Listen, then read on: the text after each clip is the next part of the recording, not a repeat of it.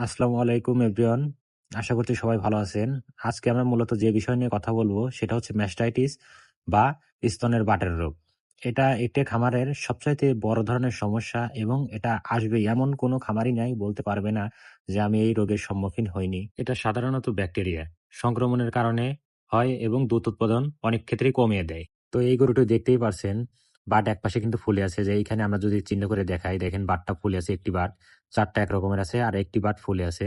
তো মূলত ওইটাতেই ম্যাস্টাইটিস চলে আসছে। দেখেন যদি হাত দেই বারবার হাত গরু পা দিয়ে সরিয়ে দিচ্ছে।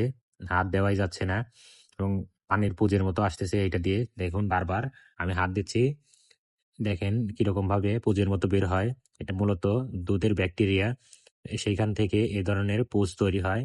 ১ম এ ২ টা ৩ টা টান দিচ্ছি, সেখান থেকে দেখেন এরকম হালকা ছাঁকড়া আসতেছে। এটা হলে বুঝতে হবে যে আপনার গরুটি ম্যাস্টাইটিসে আক্রান্ত। পরবর্তীতে দেখেন এরকমভাবে দুধ আমাদেরকে সব বের করে নিতে হবে।